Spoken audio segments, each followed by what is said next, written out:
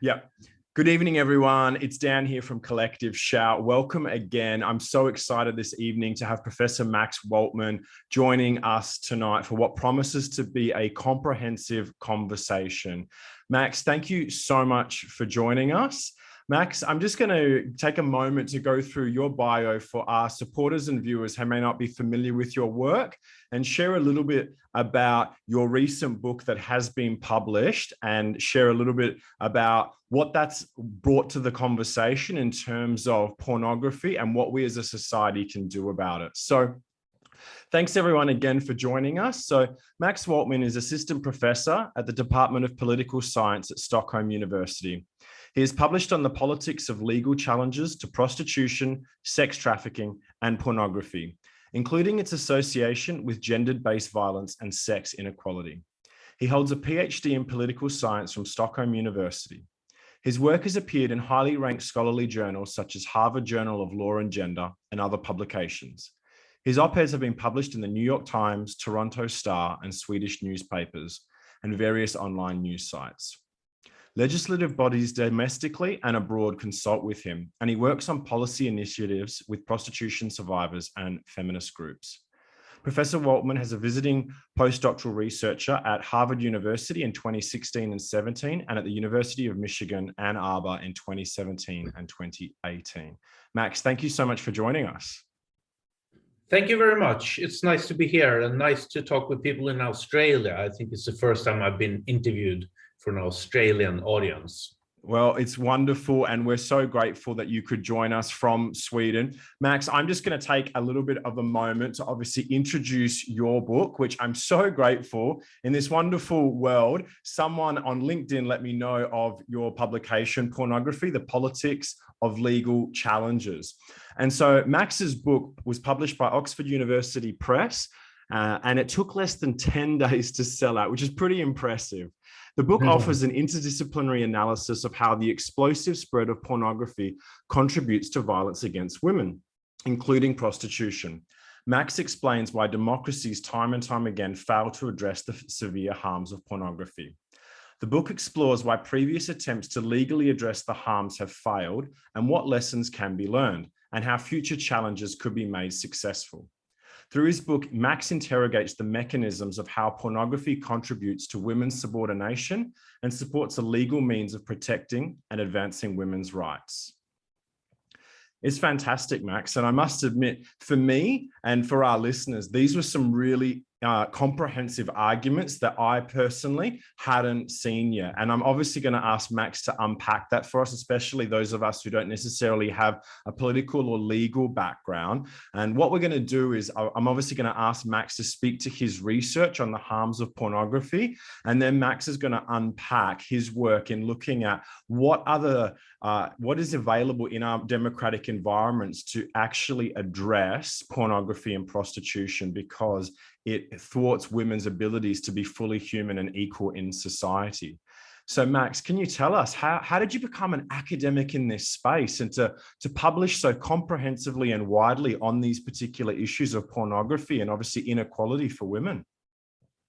Well, it started out when I was a student in political science, actually. I came into academia as a student during a time just a few years after the new millennium, when radical feminism was still it was still an argument you can make pretty easily in academia. There were a lot of researchers where I was at Stockholm University who was doing feminist research. Of course, not all of them were radical, but there was an environment where that sort of research was popular. And as a student, I found that very interesting. I had to choose a subject. I wrote about prostitution, violence against women.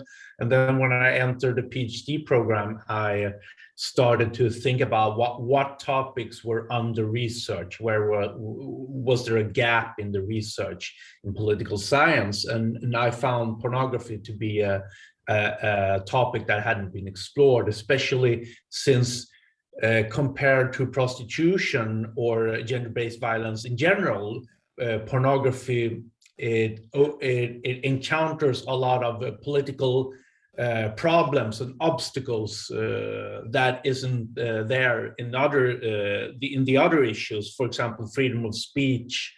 That it's an industry, actually, a legal industry in a lot of countries that produces materials that inspires violence against women, that exploits people. The most vulnerable people are exploited.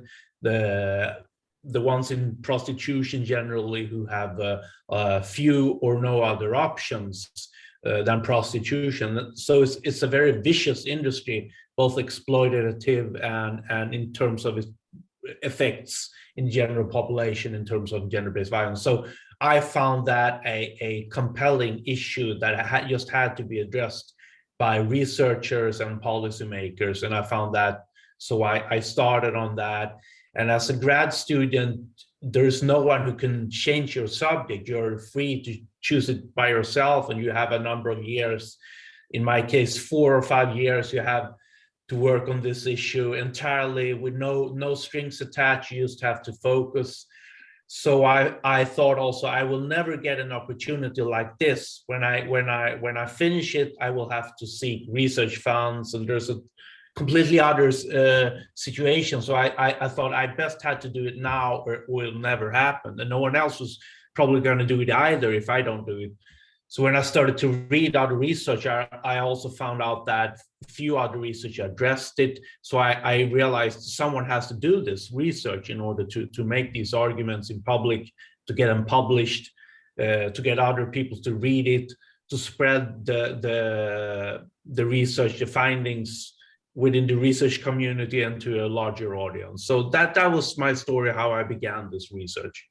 Well, I'm so grateful you did, and so thankful for it. And for the viewers listening, we're obviously going to provide links where you can obviously purchase Max's book. And the first 68 pages are just so comprehensive in terms of the actual harms to those in the production of pornography. The next about 60 or so pages look at the impacts on consumers. And then from there, he builds his argument across the US and Canada and Sweden in terms of the political and legal challenges.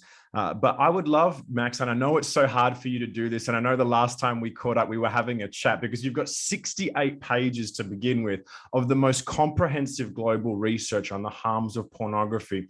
Would you be able to highlight for our listeners some of the most compelling, or in particular, the parts where you mentioned earlier, you know, the women who find themselves caught up in prostitution or pornography are some of the most marginalized and vulnerable that the porn industry preys on. Would you be able to speak to that and highlight some of your findings?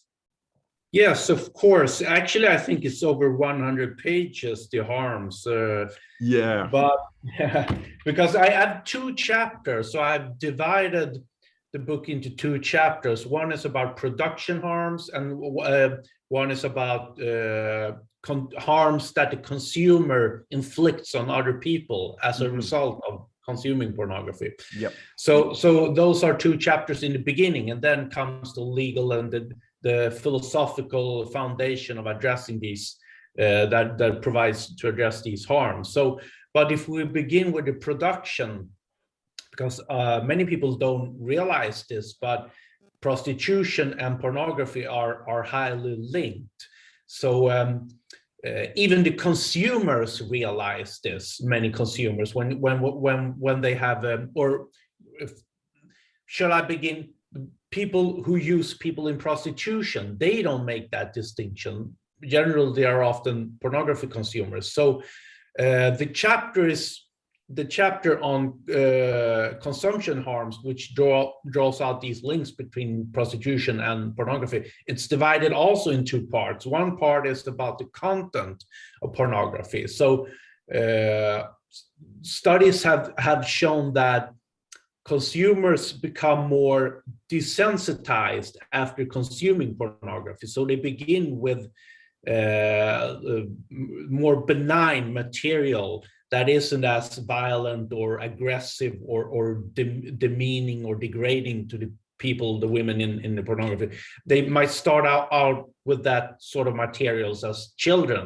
The general population, the general average age of beginning consuming pornography is typically around 12 to 14 years in different surveys in different countries. So they begin with that, and experiments have shown that even just after a few weeks, that was made in the 80s when pornography even wasn't that degrading or violent.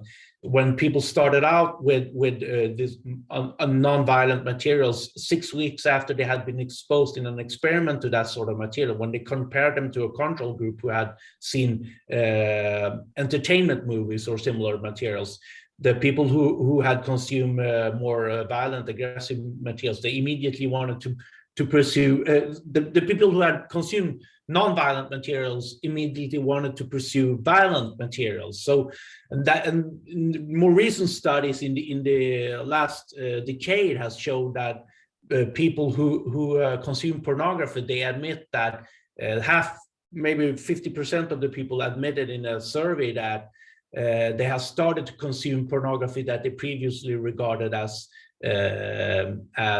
awful or demeaning, or they use such words to describe the material. So they admitted they had their standards had moved towards more violent, aggressive materials. So this is a problem because the producers of pornography, they need to meet that demand, because obviously the more violent and aggressive movies, people are prepared to pay more for that, or they are going to click on free pornography. So the producer's going to get more ad revenue or pay for revenue by producing these sorts of materials. So in one study that is particularly telling is Nathalie Purcell's study of pornography over the 40 last years. It shows that today, like the last decade in her study was from 2000 to 2012, I think. She said that almost all movies included a scene with so-called ass to mouth, which means usually a woman is having to have sex with someone who, oral sex with someone who just before, in the scene before, had penetrated someone else anally. And even the consumers in surveys on websites where they make comments, they say that this is a particularly degrading. It's so she's so humiliated and things like that. So that type of scenes are shown in the most popular movies that the producer. So the study by Nathalie Purcell, she studies the most popular, most highly reviewed, most influential, and also most commercially successful movies. And in those movies during the last decade she studied, which ended in 2012, she said all of these movies included such a scene, and they also included gagging. There was always gagging, where someone is, a woman usually suffocated by oral sex, so she might throw up, or she have these, yeah. So the problem is that the producers have to produce these materials to earn more revenue, and who can they recruit to participate in these movies? That's where the connection to prostitution comes in, because surveys had said, for example, in Los Angeles, there was a survey with women who were directly involved in prostitution, in pornography. They had to control. They had each third month they had to take a test to test certain sexually transmitted diseases, and those. I think they even had to do that test each month. So they had a population of about 300 women in the pornography industry in Los Angeles, and 28% of them said that they had other sex in prostitution. They had been used for other non-camera prostitution for the last 3 months. So 28% of them admitted that in a survey, which was about sensitive sexually transmitted diseases issues. And another survey with 850 people in prostitution, half of them said that they had experience from pornography. And in that whole study, 2/3 had post-traumatic stress disorder on the same level as treatment-seeking Vietnam veterans, torture victims, women who had fled to women's shelters, and rape victims. So that was the level, overall average level of PTSD among 2/3 of the sample. And those, the half who had experience of pornography, their levels of PTSD were significantly worse than the other group. That's just extraordinary, those figures, Max. That is so alarming, and again, just further confirmation of how awful this industry is. And I just had to make that point, because I think, you know, sometimes we can get so used to it because we look at the stats all the time, but then you hear that and it's just truly awful. But please do continue. Yeah. So I mean, the basically thing is that producers in pornography, because they have to produce these degrading and violent and sexually aggressive images to get more revenue. Of course, they can produce less aggressive, but then they won't get into the market, and they will soon be in the competition, the fierce competition among all these producers. So they have to stick to this narrative, this framework that is already popular and successful, so they imitate each other's. And who can they recruit? Well, women who don't have much other options. That's the general trend that you see. For example, there was a study with about 140 women in the pornography industry. They were recruited through ads at websites or databases where the producers send out calls for movies, say we're seeking women to participate, and these women were, so you can regard them as professionals if you want to use that term. And in that group, I think it was 24% had been in foster care when they were children, removed from their parents. And a control group of other women in California, only 4% had been removed to foster care. So they have a more serious, they have been raised during more difficult circumstances.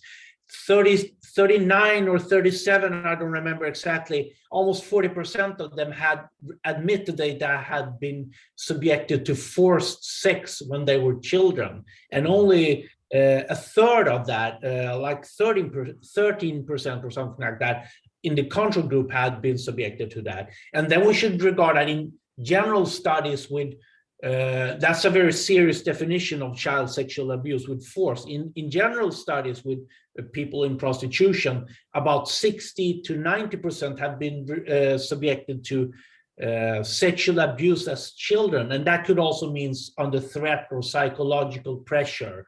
So in one sense, the people who are recruited into pornography industry, they have the same population characteristics like other people in prostitution. And in studies that have asked whether they have also been in prostitution, they often receive an affirmative response to that. And in studies with people in prostitution, about half of them also say that they have been in pornography. So these two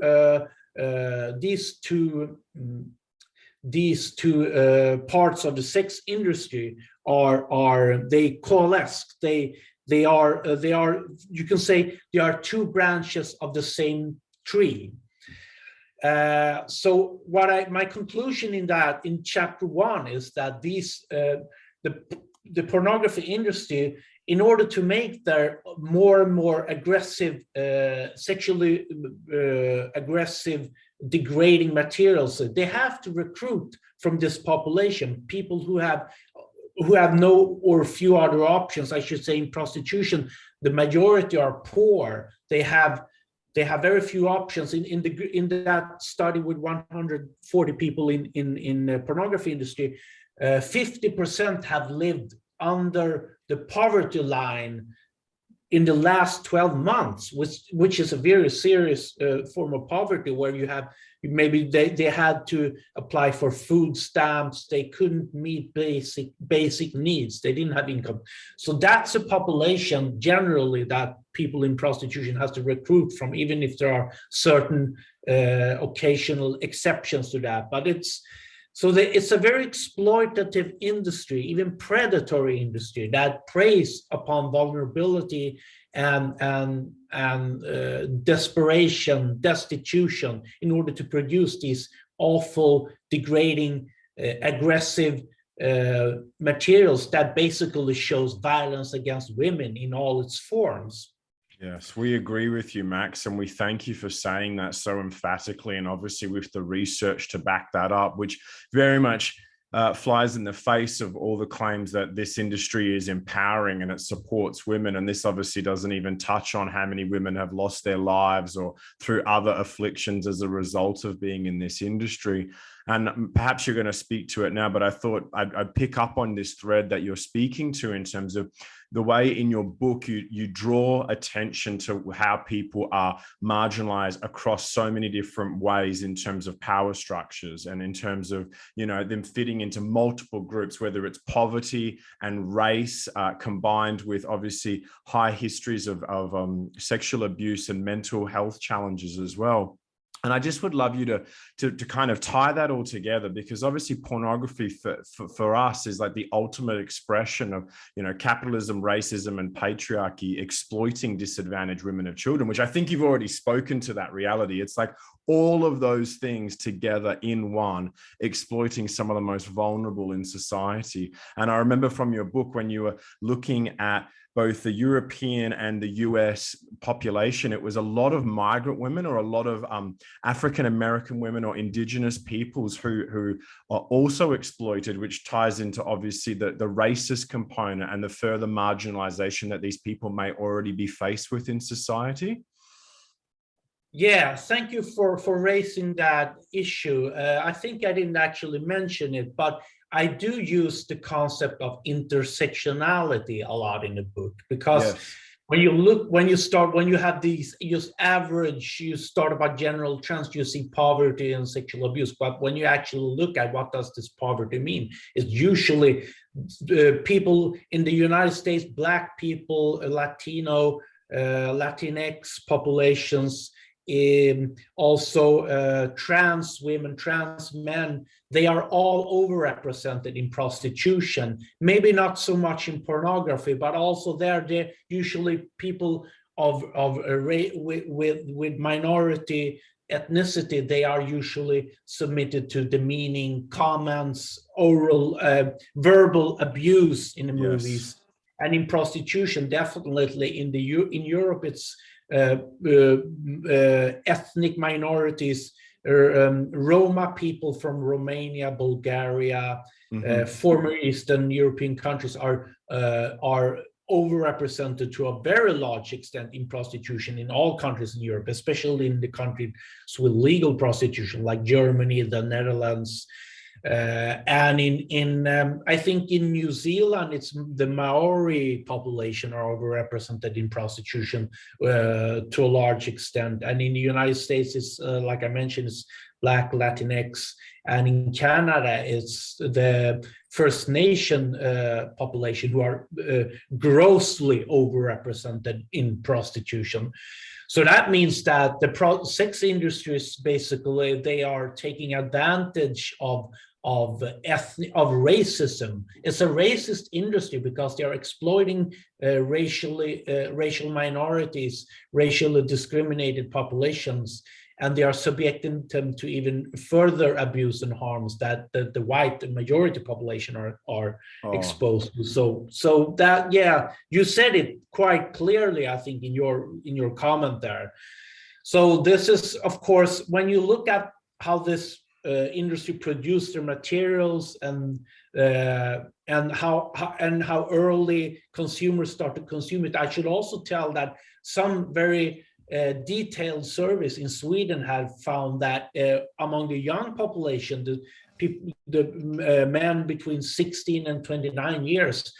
41% of them in a large population, in a large representative population survey in Sweden, 48% of them consume pornography either on a daily basis or at least 3 times a week. So they are prolific consumers, and that's 4 out of 10 men.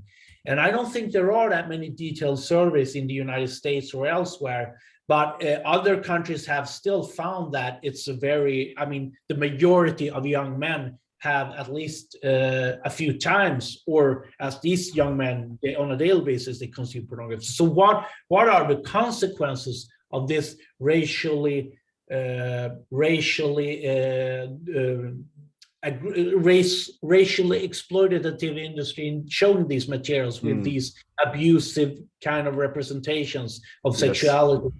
The consequences are pretty compelling, pretty bad.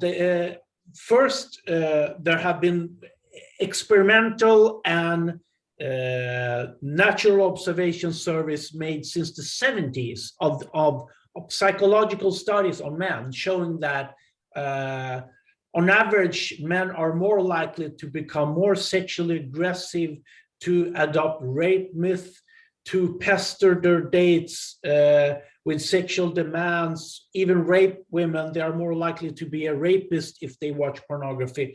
They are more likely to buy sex in prostitutions, to become a prostitution user, a Johns. They are more likely to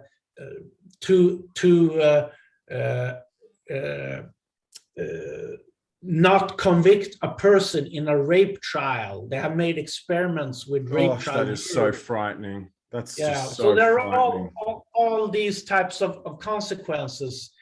So I should say in the experimental studies that have been done since the 70s and up till now, they have been usually done. There are different types of experiments, but in the early days, in the 70s and 80s, they actually had laboratories where they recruited students or non-students, older men. They recruited them to make, and they were put into rooms, and they had to act. They had an actor. They put in an actor, usually grad students, who a woman who provoked these subjects intentionally, so they would get some form of provocation, and then they had a time to aggress against the woman, and then they had a control group. So experiments, they always have to have a control group. That's how they can disentangle cause from effects, because they are controlling for all other potential factors, because it's an experiment in a laboratory. So they showed half of these group of men a pornography movie. It could be a non-violent or a violent or whatever. It could be different types of pornography, and they showed them to them. And the control group, they were exposed to entertainment videos or other documentaries. And afterwards, they were provoked by a female confederate, a female actor, and yes. Both groups were provoked, and then they were measured in terms of would they reward this intentionally obnoxious confederate? Would they reward them with money in a fictional experiment, or would they aggress with electric? What is the name for that? Electric. They were inducing them with electrical currents, like a shock. Electric shock, or they would all. So they could also have noxious noise in headphones. So they enable these subjects who have been exposed to pornography movies to intentionally aggress at the woman who had provoked them. And these experiments have been summarized in large meta studies now, like 20 years afterwards. And a meta study is a form of mathematical formula that calculates an average of the exposure effects across all these studies, which is much more reliable than summarizing each study, because in one study they might have only had 40 or 80 subjects, and then it's difficult to get a statistically significant effect. Sure. Because population is not that large. But when you do a mathematical average of all these studies and meta-analysis, you find more reliable figures.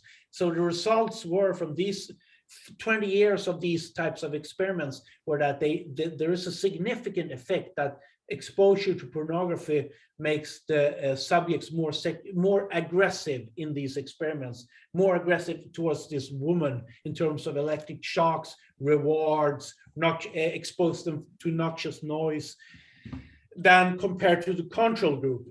And then in order to interrogate whether these effects were more likely in the real world, because an experiment like that might not actually be replicated in real society. They also have measured attitudes, like rape myths, the myth that women who are dressed themselves in certain way, more sexually provocative ways, they should know what is coming for them. That types of myths, or things like women who get raped usually have themselves to blame, and different.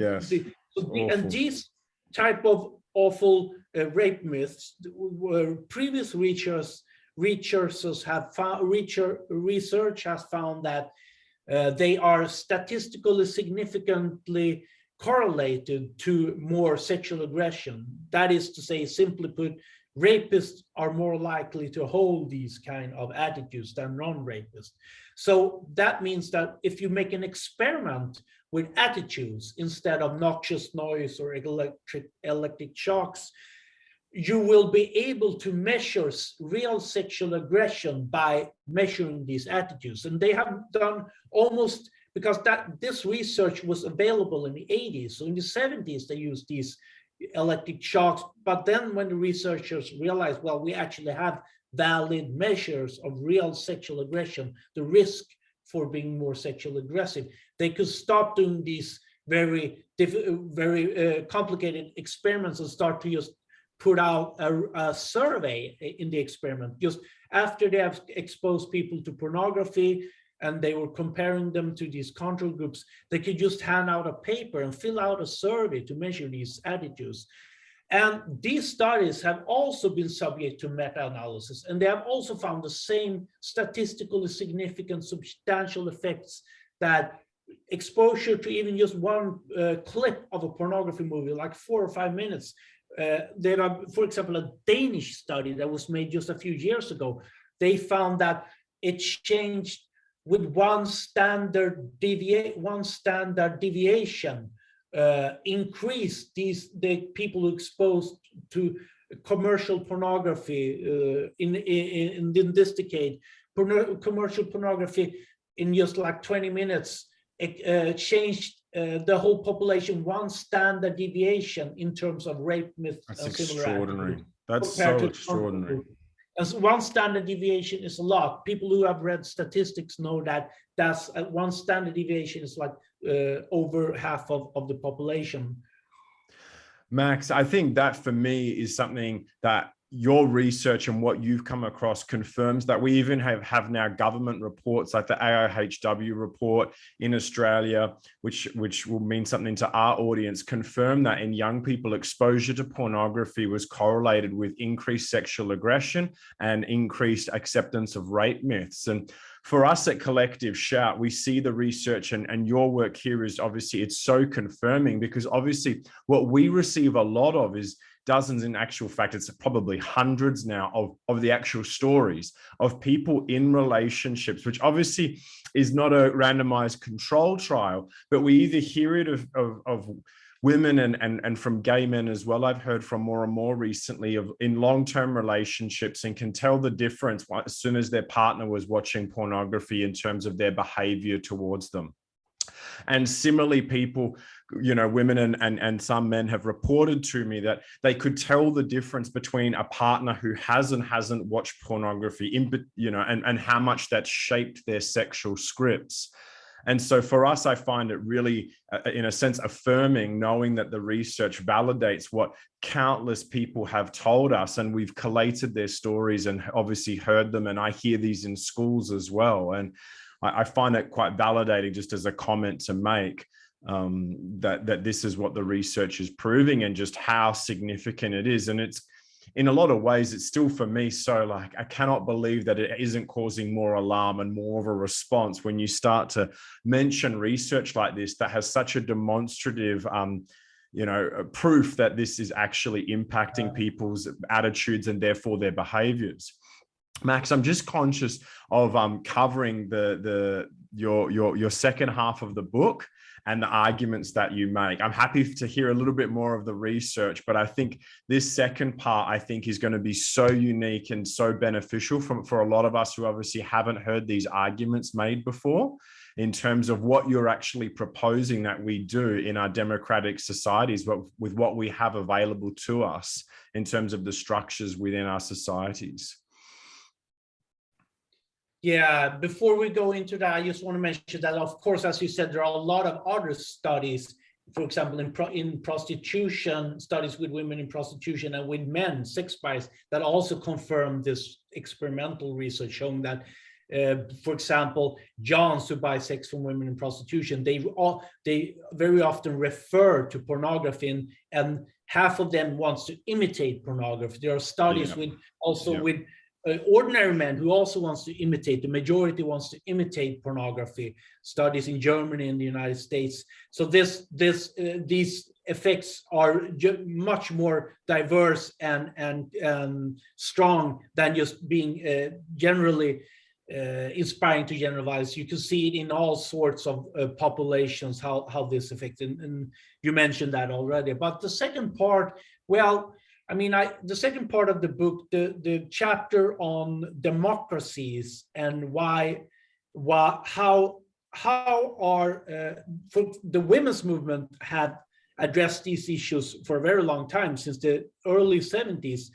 But in order to make some change, I think it's necessary legal change, because education, basically, this topic has been on the agenda since the 70s, and at some points there have been stronger public presence of people raising these issues with pornography. Even the studies were available, a lot of them were available in the 80s, and there were public investigations, but have always been defeated by freedom of speech fundamentalists. And so I think education will not get us there. We need education to get politicians and policymakers take this issue seriously, of course. But in the end, we need legal change to that will combat these harms, because pornography industry is in itself an educator. It educates consumers to accept these sorts of to accept this kind of behavior against women as the norm. So that's right. And it's a very powerful educator, and so there's only so much that can be done by public education, and in the end we need legal challenges. So the second part goes through the political theory why this. So pornography is a form of is a form of prostitution, and it's a form of violence against women, at least indirectly, because it inspires all these types of acts, and it also, of course, it inflicts violence against women in its production. Yes. So, and that makes it so it's a form of sex. It's a form of discrimination against women in society, that women are women's position are lowered in society as a result of pornography, its impact. And of course, it impacts women differently. Some women are more exposed to the harms. Women in violent relationships women in prostitution. But in the totality, more or less all women are exposed, because if women's status is lowered in society, if rape myths are adopted by the general population, if women are seen as sexual objects, it will impact women's status. I mean, how likely are we going to treat female leaders or politicians or cultural people, authors, women in culture? How likely are they to be taken as seriously or treated equally with men if we have this powerful engine that the majority of men are consuming on a regular basis, even on a daily basis, many of us? So how likely would that be an equal position for women in society? Well, not very likely. So my book advances then it looks at a number of countries, Canada, Sweden, and the United States, because they have different legal environments. Some are different in some respects. So my book, it looks at serious feminist efforts to legally address pornography, to legally challenge it. And so it doesn't look at legal challenges that haven't been made on those terms that really get at the root of the problem. So in that terms, it has looked at what we say the case law, the attempts in legislatures, and other attempts to reinterpret laws that could be made efficient tools in preventing pornography to be produced or distributed or disseminated. So my conclusions are that civil rights remedies, where women or people who are exposed to the harms, who can validly say that they are part of the population who are discriminated or targeted by pornography, by these harmful effects, they could, if laws where they could raise a claim, where they could file a suit against the producers or distributors, those types of laws are much more likely to be effective, because when the police, where the state, where the government have been given the initiative, laws where they have been given the initiative, my research shows that in those cases they are much less likely to be efficient, because they don't have the incentive that, for example, women's shelter organizations or women in prostitution, they have strong incentives to fight these harms.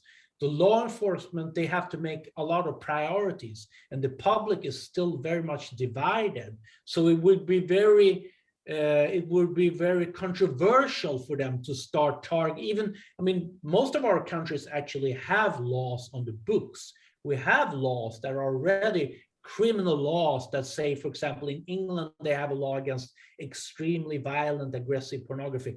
In Canada, they have a law against, even they have a law against non-violent pornography that is sexually exploitative or degrading or includes violence. They have a law that technically could be applied. They have tried to apply it in a few cases. In the United States, they have obscenity laws, and in Sweden, they have a law against sexually violent depictions. But in all these cases, the government, they don't apply it. And there are a number of reasons for that. My book discusses all these reasons and interrogates why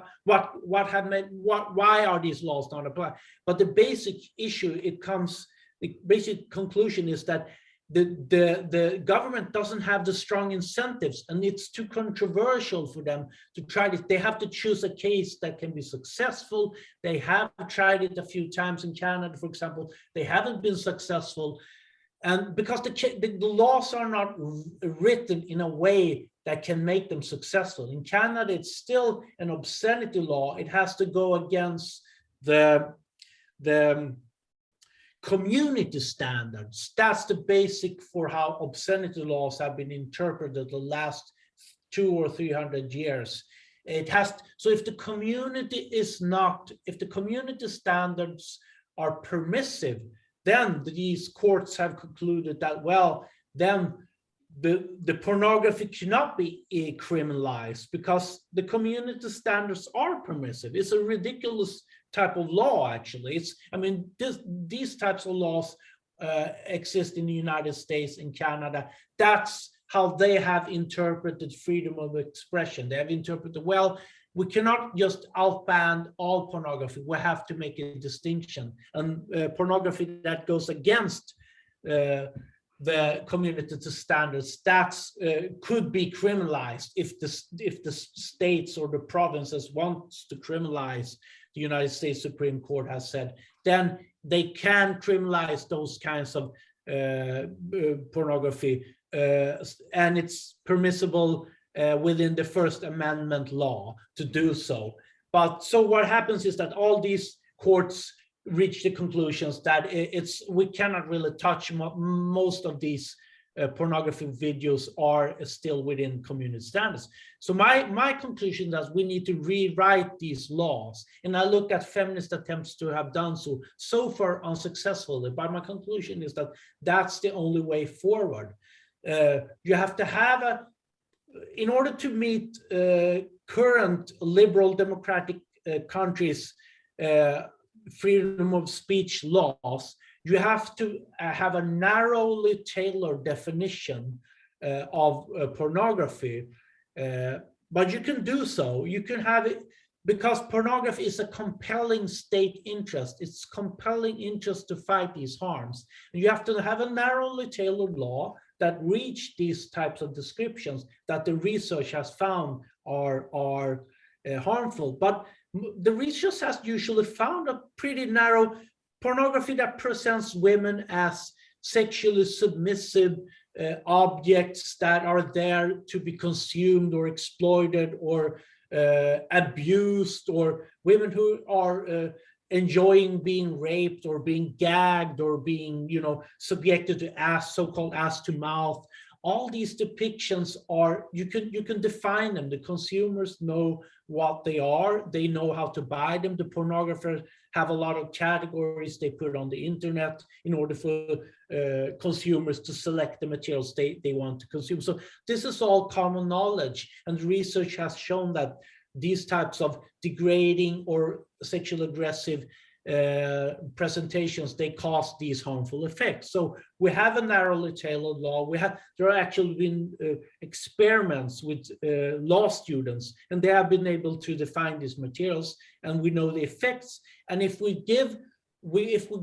do a civil rights law that gives the initiatives to people like organizations representing women, women's shelters, prostituted women, survivors, if we give them the initiative and the power to actually apply these laws through civil lawsuits, we're not going to have these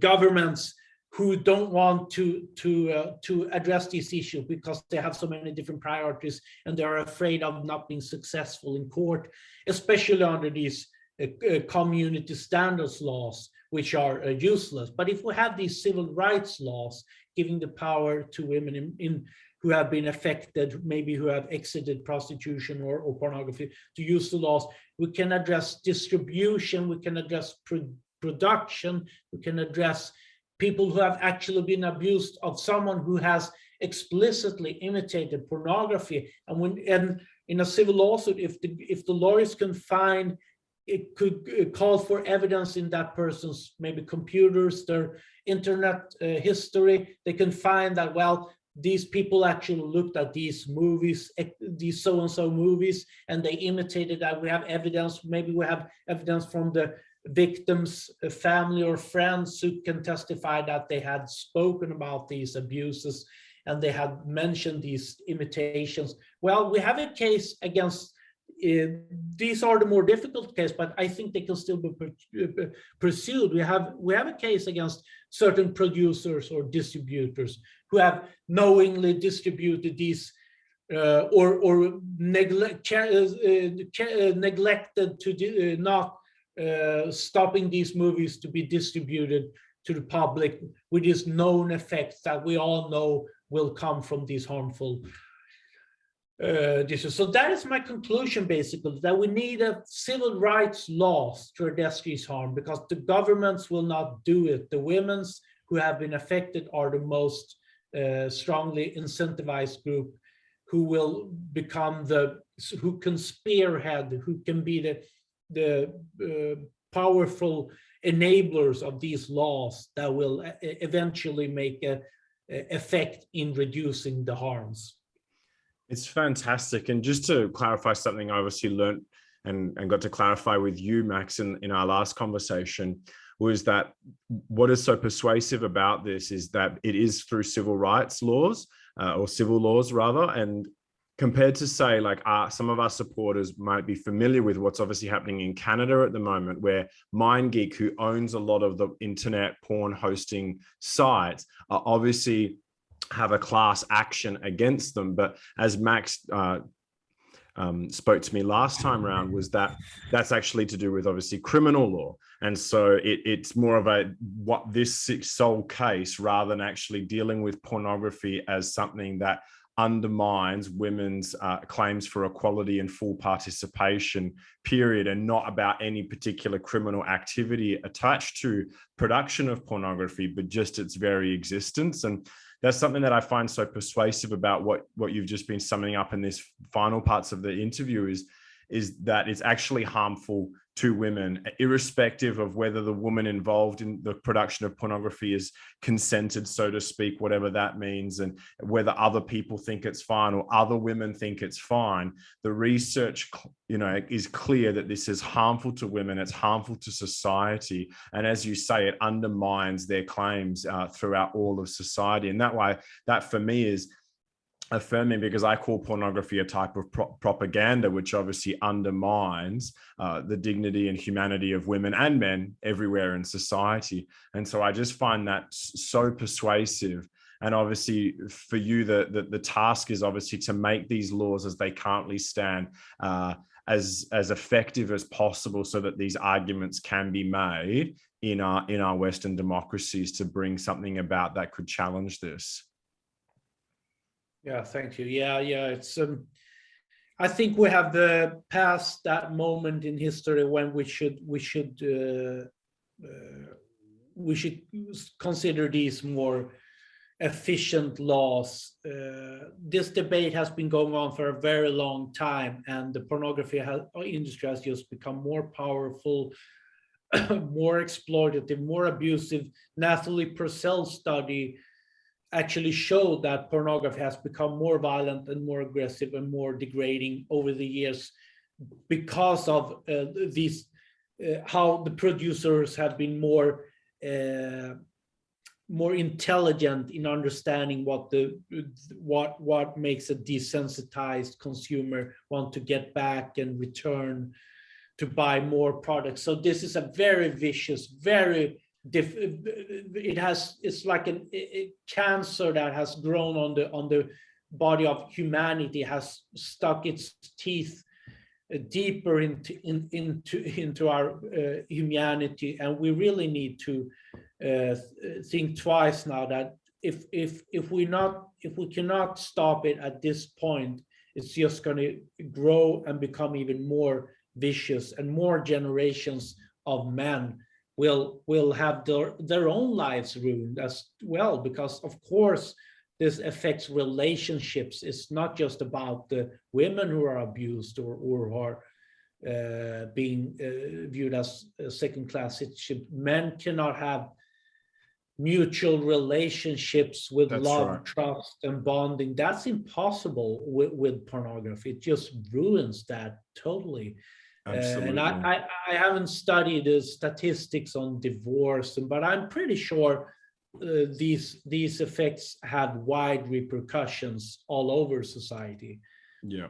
Absolutely, absolutely. And that's what we see. And obviously, Professor Robert Jensen makes similar arguments to what you've just said when he talks about, for men, it's about reclaiming your full humanity. You know, to reject this is, and not that rejecting porn is how you become fully human, but you can't be fully human if you're consuming material like this, that its whole reason for existence now is to completely degrade and demoralize and exploit women. And it's just at complete odds for men to be healthy and to be fully human. And so I think that point needs to be made. And of course, the impact on relationships, we just see it time and time again. That's the most common thing that we get feedback from here, is just the harms it's wrought on destroying families and taking people away from what's most important in life, because of the, as you've touched on numerous times today, the desensitization and where that leads the consumer, and then the horrifying reality of where that takes the producer to try and continue to make a buck in this capitalist model, where they know that to keep up with it, they got to find more and more extreme content, which then means they exploit more and more vulnerable people who would be groomed into that kind of an industry. And there's that very ugly cycle that we've just unpacked. And I just am so grateful, Max, and obviously just want to thank you again. I know we could talk for so long about this, and no doubt we may have some questions come through. And as I said earlier tonight, we will make Max's book available in terms of where you can find it, and his articles as well. We'll be promoting that. And if you haven't seen them already, obviously this is some really compelling, comprehensive arguments that we're going to look to be promoting here in Australia and throughout our networks. But I just want to, again, thank you so much, Max, for your work, for this book. It's an extraordinary contribution. It's just so important in terms of where we're looking in terms of this fight over the next 20 to 30 years, in terms of what needs to be done and how we need to push back on it. And I just want to thank you and honor you for your work. I want to thank you so much for your time to speak with me previously and today, and obviously for our listeners to hear this from someone with your academic credentials, to know that, you know, so many people, obviously, Max, come to this because of personal and subjective experiences. And so I think it's so validating for us to then hear, you know, this is what an academic says. This is what the research says. You're not crazy. You're not alone. These things are harmful. They are degrading. And that is what, you know, your work has proved for us. And so I just want to thank you for that. Yeah. Thank you for saying that. I should also say that people who might have read other research and have opinions and may have doubts, in my chapters, I address numerous critics who have tried to argue differently than I do. So I have several sections in the book that go through the most prominent critics of the most prominent opposite opinions and research. So there have been lots of, I show that there have been lots of junk science out there spreading misinformation. There was a study in for example, in California, with women in prostitution that were recruiting directly from a clinic that actually was funded by the sex industry, and they produced this surprising results showing that the women in prostitution had better healthcare. But then when you look at a study, like 85% had dropped off, and there was no control whatsoever for what the demographics were among those who were still in the study, which could all, of course, have significantly altered effects. And there were suspicious responses. So I go through all those kinds of studies. Also, there's actually an Australian researcher who claimed that pornography is not as violent as it is in other studies have been shown. And I look at his definitions are very narrow, and some of the studies have looked at internet pornography, and then they have excluded categories totally that should have been included. They say, well, we only look at pornography where there are two actors, but actually the most violent and degrading scenes are where there are group sex or, you know, gang rapes and things like that. So I expose all these studies, their flaws, And that's very important, because there will always be someone out there who say, well, of course, of there's course, the vested interests. There's the vested yeah. interests, and you do such a good job of that, Max, of showing us what that kind of fake research is, and responding to where the weaknesses are of that. And so it's such a gift. I'm sure this is going to help a lot of people. And as I said, even if it just reassures people who have had horrible subjective experiences in their lives, to know that they're not alone, and that this isn't just their own personal phenomenon, but something that is global, that is harmful for so many. But I would love to just, thank you again, and look forward to staying in touch, and obviously promoting your work through our networks, and just seeing you be more and more effective